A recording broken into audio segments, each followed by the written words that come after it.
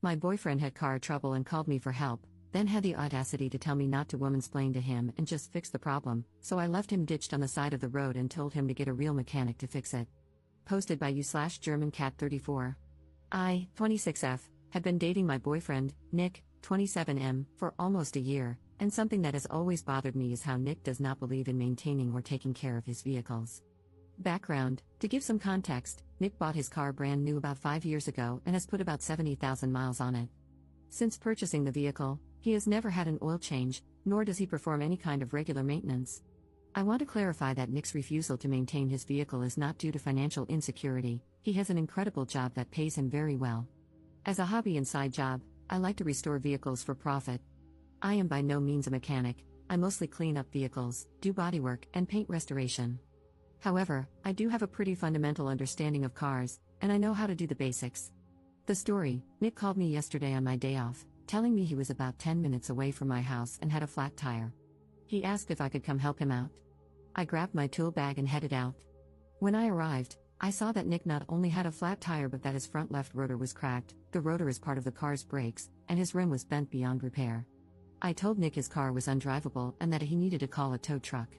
However, Nick started arguing with me, insisting that it was just a flat tire and not a big deal. I tried showing Nick how severe the damage was, but he insisted I was overreacting and that he just needed me to change the tire. I refused. In Nick's own words, I started mothering him about how poorly he takes care of his car. The argument escalated, and Nick lashed out, saying things like, "Just because you have a set of pink tools and watch YouTube doesn't make you an effing mechanic." After Nick said this, I started packing up my tools and told him that he was right. I'm not a mechanic, but he should probably call one because I wasn't going to change his tire. I left Nick on the side of the road, and now he's refusing to talk to me until I apologize for abandoning him. Am I the jerk here?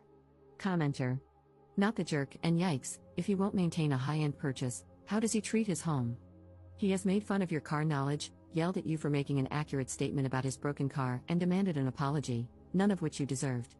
Is this how he normally responds to stressful situations? Ops response: I'm going to answer your question with way more detail than you asked for. I was raised by a single mom and never had a father figure growing up. When something broke in our house, I would teach myself how to fix it, and my mother always encouraged me to explore how mechanically inclined I was. After I met Nick's parents, his father and I really bonded over our love for cars and fixing them. Every time I went over to Nick's parents' house, his father and I would inevitably end up in the garage tinkering. Nick has always been insecure about how quickly his father and I developed a relationship. Nick, obviously, is not very mechanically inclined and has never shown any interest in cars. The relationship I have with Nick's father has been a sore spot in our relationship for a long time, and I think that's why Nick lashed out the other day. Update 5 days later. Thank you so much to everyone who commented on my original post. I spent a few days reading all of your comments and taking some time to self-reflect. Vehicle update: Nick drove a Nissan Versa, and after I left him on the side of the road, he ended up calling a tow truck/mobile mechanic. When the actual mechanic arrived, he told Nick everything I had already explained to him. The mechanic also refused to change his tire and said he would only tow the car to a repair shop. Nick refused to share the full extent of the damage to his vehicle with me, but it must have been pretty bad because, instead of repairing his Nissan and wasting all that money, he decided to buy a new car. Relationship update: earlier today, I invited Nick over for dinner. I spent the whole day cooking and baking his favorite dishes: braised oxtail soup, drunken potatoes, and tiramisu for dessert. When Nick arrived at my house, he was in a wonderful mood and seemed to have forgotten, or forgiven, all about our argument. After some small talk and finishing dinner, I took a deep breath and told Nick how much I care about him but that I no longer wish to continue our relationship, romantically or otherwise. At first, Nick was shocked, but his shock quickly turned into anger. He felt I was insane for ending our relationship over what he considered a petty, unimportant argument. Eventually, he tried to apologize, but I told him an apology was no longer what I was looking for.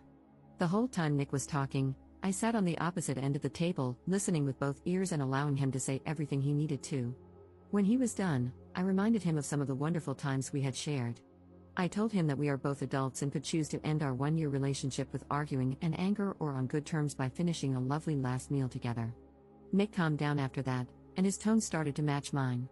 We didn't talk for much longer, but luckily I had planned ahead and had some tiramisu wrapped up for him, along with a small bin of all the things he had kept at my house. Before he left, I gave him a big hug and told him that if he ever needed someone to show him how to change a tire, I'd be happy to send him a YouTube tutorial. Life update. Over these last few days, I decided to treat myself by buying my neighbor's old 1978 Ford Ranger. The truck is an absolute hunk of junk and will probably take me over a year to make it look somewhat recognizable.